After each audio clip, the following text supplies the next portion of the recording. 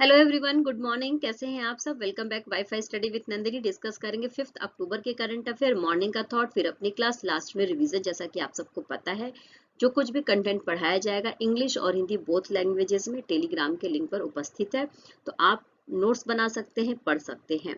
साथ में किसी भी एग्जाम की प्रिपरेशन कर रहे हैं, हमारी क्लास आपके लिए बहुत ही बेनिफिशियल है, क्योंकि हर एक न्यूज़ की डिटेलिंग यहाँ पर करी जाती है। डिटेलिंग से क्या होता है कि हमें जो भी करंट से रिलेटेड न्यूज़ है ना, वो हमें लंबे समय तक याद होती है। देखो क्या होता है कि करंट सबसे टफ टॉपिक होता है ना, जो क्योंकि डेली ही कुछ ना कुछ नया आता है, तो इसको हमें डेली अपडेट करने के लिए, अपने आप को डेली अपडेट रखने के लिए डेली सुनना पड़ता है, समझना पड़ता है। तो आइए स्टार्ट करते हैं। सबसे पहले मॉर्निंग के थॉट के बारे में बात करेंगे। जब आप परिश्रम करते हैं तो सफलता आपके पीछे आती है, न कि आपको उसकी तरफ भागने की जरूरत है। यानी कि आपको सिर्फ परिश्रमी होने की जरूरत है, सही दिशा में परिश्रम करने की जरूरत है, और आपको सफलता के पीछे भागने की जरूरत नहीं है। धीरे धीरे आप देखेंगे कि जिस रास्ते पर आप परिश्रम कर रहे हैं, अगर सही दिशा है, तो निश्चित रूप से सफलता एक दिन आपके सामने आकर खड़ी हो जाएगी। तो आइए स्टार्ट करते हैं, परिश्रम करते हुए अपनी क्लास को स्टार्ट करते हैं। सबसे पहले जो बात होगी वो विश्व शिक्षक दिवस के बारे में बात होगी, जिसको हर साल 5 अक्टूबर को मनाया जाता है। जब 5 सितंबर को हम अपना राष्ट्रीय शिक्षक दिवस मना रहे थे, तो उस समय मैंने आपको बताया था कि वर्ल्ड लेवल पर 5 अक्टूबर को विश्व शिक्षक दिवस मनाया जाता है। देखो, यूनेस्को और अंतर्राष्ट्रीय श्रम संगठन, इनके बीच में बैठक चल रही थी 1966 में, और जब ये बैठक हो रही थी तो उस समय ये डिसाइड किया गया था कि हर साल 5 अक्टूबर को विश्व शिक्षक दिवस या वर्ल्ड टीचर्स डे मनाया जाएगा। तो इसलिए यूनेस्को, यूएनडीपी और जो अंतर्राष्ट्रीय श्रम संगठन है, यूनिसेफ है, ये सब मिलकर ये दिन मनाते हैं। इस बार 2023 की जो थीम है वो क्या है? तो हमें जो शिक्षा चाहिए, उसके लिए शिक्षकों की आवश्यकता है, शिक्षक की कमी को दूर करने की वैश्विक अनिवार्यता। ओके, आइए नेक्स्ट बात कर लेते हैं। केमिस्ट्री के बारे में बात करेंगे। केमिस्ट्री में भी नोबेल प्राइज के लिए घोषणा कर दी गई है। हमने कल फिजिक्स के बारे में बात करा। फिजिक्स के लिए संयुक्त रूप से 3 लोगों को दिया गया था, दिया जाएगा, नॉमिनेशन हो गया है। इसके बाद जो है हमने जो है चिकित्सीय और मेडिसिन के क्षेत्र में बात किया, जिसमें 2 लोगों को दिया गया है। अब यहाँ पर क्वेश्चन पूछा जा रहा है कि केमिस्ट्री का 2023 का जो नोबेल प्राइज है वो कितने व्यक्तियों को संयुक्त रूप से दिया गया है। तो देखो, कल की क्लास में मैंने नोबेल प्राइज के बारे में आपको बहुत ही सही तरीके से, बहुत ही अच्छे तरीके से डिटेलिंग करी थी, जिसमें मैंने आपको कुछ फैक्ट्स बताए थे।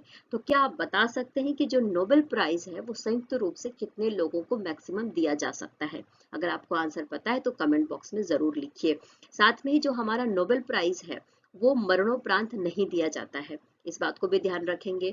जितने भी नोबेल प्राइज हैं वो स्वीडन के स्टॉकहोम में दिए जाते हैं, और हर साल 10 दिसंबर को ही दिए जाते हैं, ये बात भी मैंने बताई थी। लेकिन सिर्फ हमारा शांति का जो पुरस्कार है वो नॉर्वे में दिया जाता है नोबेल के लिए। अच्छा, जो अल्फ्रेड नोबेल थे, उनकी वसीयत के अनुसार ही ये जो प्राइज है वो दिया जाता है, क्योंकि उन्होंने बताया था कि उनकी पुण्यतिथि पर ही ये नोबेल प्राइज दिया जाना चाहिए। तो इसलिए 10 दिसंबर को उनकी पुण्यतिथि आती है, तो उनके पुण्यतिथि के अवसर पर ही दिया जाता है। और अल्फ्रेड नोबेल को हम डायनामाइट के आविष्कारक के रूप में भी जानते हैं। ओके, तो ये थोड़ा सा रिकॉल हो गया।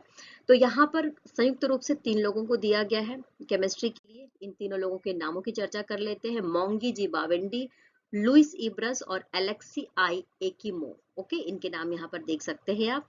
इनको दिया गया है, किस लिए दिया गया है? तो क्वांटम डॉट्स की खोज और संश्लेषण के लिए, यानी discovery and synthesis of quantum dots. Quantum dots का मतलब क्या है?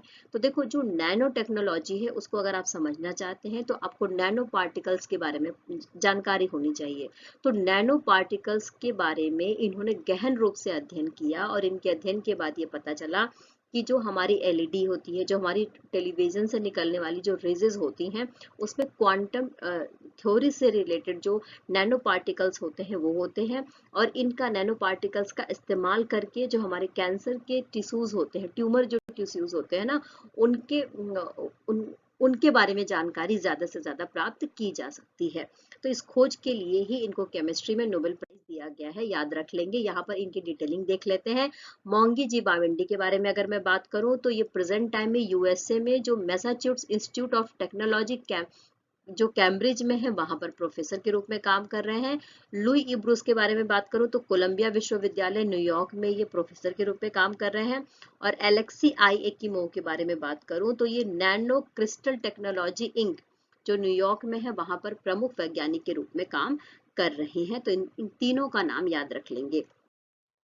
देखो, रसायन में नोबेल पुरस्कार के बारे में यहाँ पर चर्चा करेंगे। तो जो नोबेल प्राइज है रसायन के क्षेत्र में, वो 1901 से 2022 के बीच में अभी तक 191 नोबेल पुरस्कार विजेताओं को दिए जा चुके हैं केमिस्ट्री के क्षेत्र में। ठीक है, जिसमें से 189 व्यक्ति ऐसे हैं जिनको केमिस्ट्री के लिए नोबेल प्राइज दिया गया है।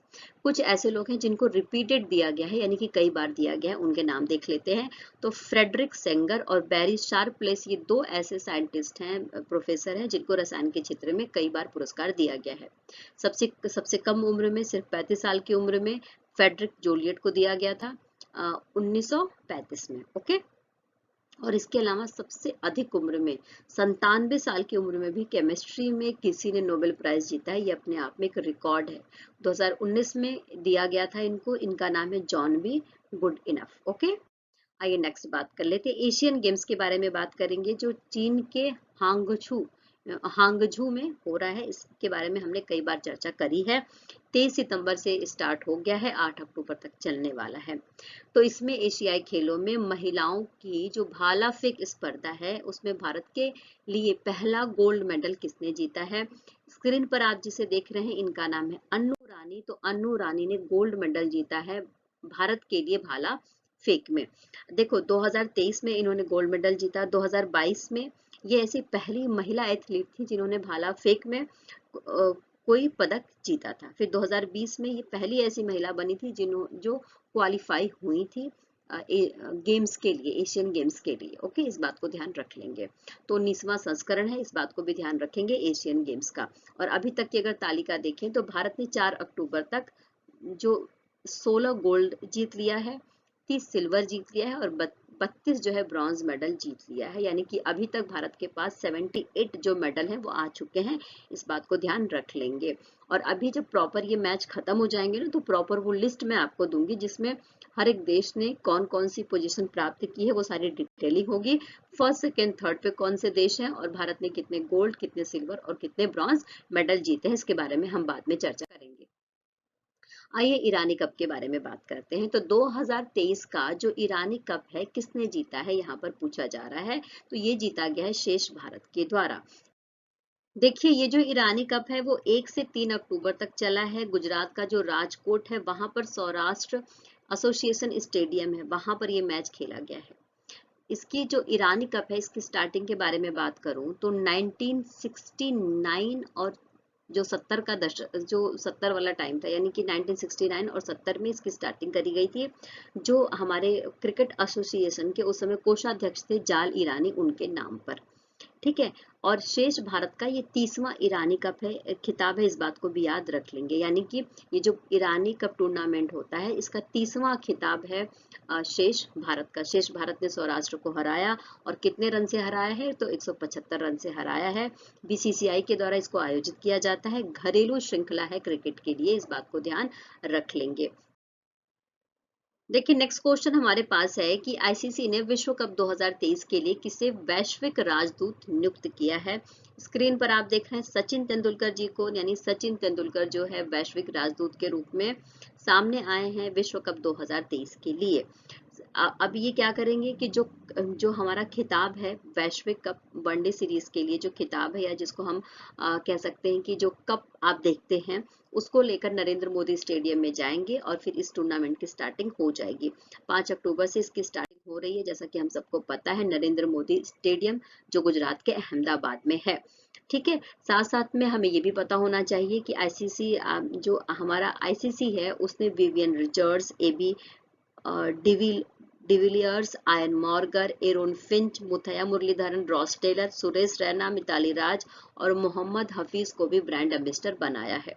Okay, clear. देखो, हाल ही में जम्मू कश्मीर के किस प्रसिद्ध क्राफ्ट को जीआई टैग प्रदान किया गया है?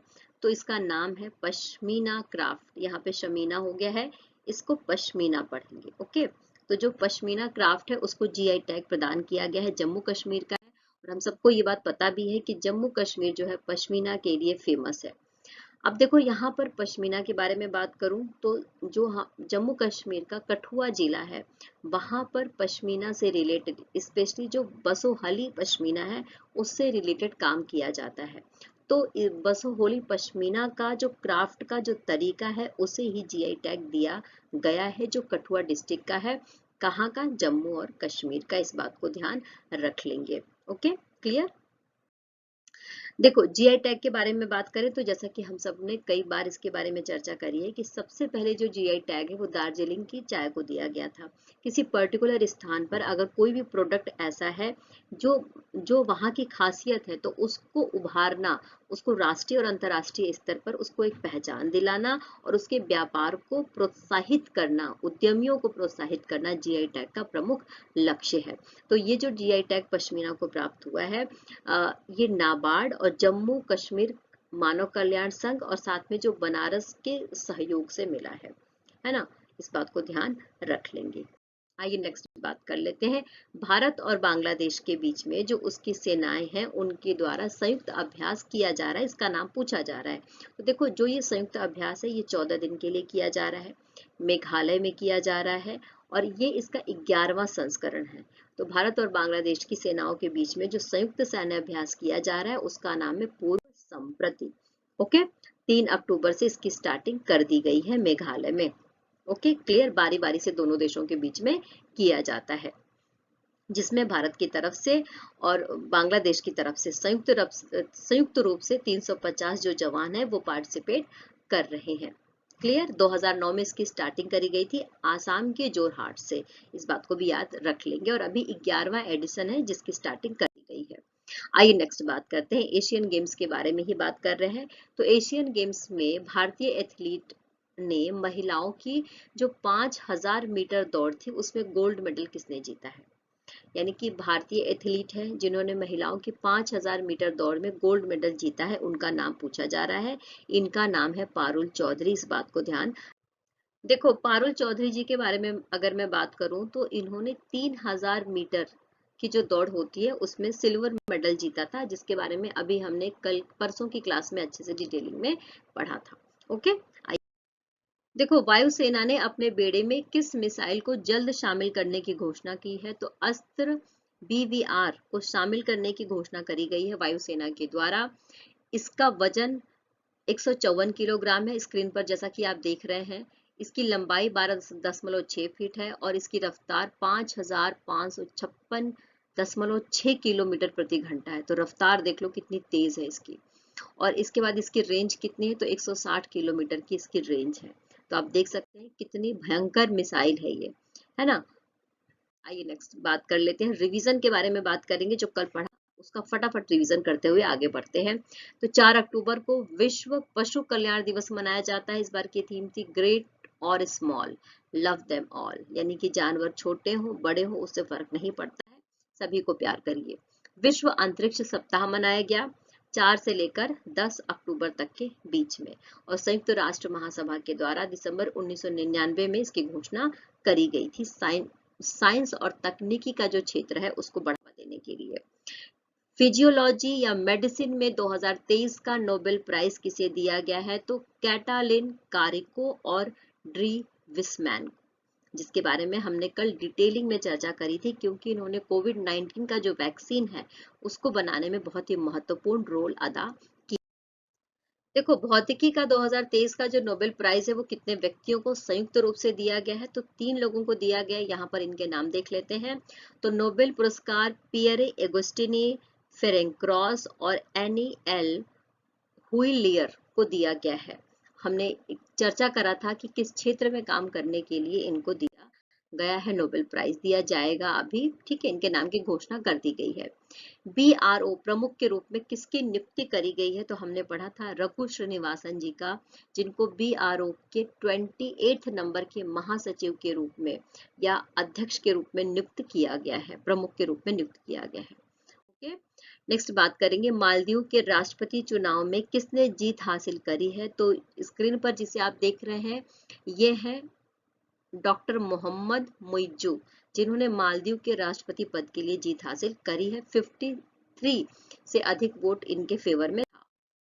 हाल ही में किस स्थान पर खादी महोत्सव का उद्घाटन किया गया था? तो 2 अक्टूबर को मुंबई में खादी जो महोत्सव है उसका उद्घाटन किया गया था, जो पूरे 1 महीने चलने वाला है, 31 अक्टूबर तक।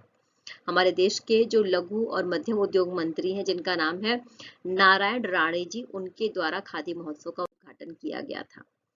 IDIPEC 2023 का आयोजन कहां पर किया गया है? तो इसका आयोजन अबू धाबी में किया गया है। और साथ में हमारे देश के जो केंद्रीय मंत्री हैं, स्पेशली जो पेट्रोलियम मंत्री हैं, जिनको हम हरदीप सिंह पुरी जी के रूप में जानते हैं, उनके द्वारा इस उद्घाटन समारोह में भाग लिया गया और इन्होंने भारत मंडप का उद्घाटन किया वहां पर। मिलिट्री नर्सिंग सर्विस का स्थापना दिवस मनाया गया है। ये पूछा जा रहा है कि जो मिलिट्री नर्सिंग सर्विस है उसका स्थापना दिवस कब मनाया जाता है, या हर साल कब मनाया जाता है। सन तो बदलते रहते हैं, बट डेट यहाँ पर पूछी जा रही है। तो इस बार हमने मिलिट्री नर्सिंग सर्विस का 98 नंबर का स्थापना दिवस मनाया था और ये मनाया जाता है हर साल 1 अक्टूबर को। ओके। भारत के पहले सोलर रूफ साइकिलिंग ट्रैक, जिसका नाम है हेल्थवे, का उद्घाटन कहां पर किया गया? देखो, भारत का सोलर रूफ साइकिलिंग ट्रैक जिसका नाम हेल्थवे है, इसका उद्घाटन तेलंगाना की राजधानी हैदराबाद में किया गया है। भारत का पहला ये इस तरीके का साइकिलिंग रूफ है, ट्रैक रूफ है, और पूरी दुनिया का दूसरा है। इस बात को याद रख लेंगे। ओके। आइए नेक्स्ट बात करते हैं। नौसेना स्टाफ के उप प्रमुख के रूप में किसने कार्यभार संभाला है? तो स्क्रीन पर जिसे आप देख रहे हैं यह है तरुण सोबती जी। तो तरुण सोबती जी ने अपना कार्यभार संभाल लिया है नौसेना स्टाफ। भारत के द्वारा भारत के बाहर BR अम्बेडकर की सबसे बड़ी प्रतिमा का अनावरण किया जाएगा। पूछा जा रहा है कहां पर किया जाएगा? तो अमेरिका के मैक्सिको का जो मैरीलैंड है वहां पर किया जाएगा। और जिसने स्टैच्यू ऑफ लिबर्टी बनाई थी, यानी कि जो सरदार वल्लभ जी की अहमदाबाद में जो मूर्ति बनी है, उसको बनाया गया था राम सुतार के द्वारा। तो राम सुतार के द्वारा ही अंबेडकर जी की ये मूर्ति बनाई जाएगी। और मैं आपको बता दूं कि 19 फीट इसकी लंबाई है, इस बात को भी ध्यान रख लेंगे। तो मैरीलैंड जो उत्तरी अमेरिका है, वहां का जो मैक्सिको है, वहां के मैरीलैंड में इसकी स्थापना करी जाएगी। ओके, इसका अनावरण किया जाएगा। तो इस सेशन में इतना ही। आई होप कि सारे क्वेश्चन आपने अच्छे से समझ लिए होंगे। मेरी कोशिश होती है कि क्वेश्चन को सरल से सरल फॉर्मेट में आपको समझाया जाए, जिससे कि आंसर के रूप में आपके बिल्कुल मन मस्तिष्क में एक फ्रेमिंग बन जाए, है ना। तो उससे रिलेटेड कोई भी जानकारी आपसे पूछी जाती है तो वो फटाफट एक तो आपको याद होगा और एग्जाम में पूछा जाएगा तो क्लिक करेगा। तो चलिए फिर कल मिलेंगे नए न्यूज के साथ, नए विचारों के साथ में। तब तक टेक केयर, खूब खुश रहिए, पॉजिटिव रहिए, मेहनत करते रहिए, जीवन में आगे बढ़ते रहिए और जो आप पर भरोसा करे उसके साथ हमेशा बने रहिए। Bye bye, take care.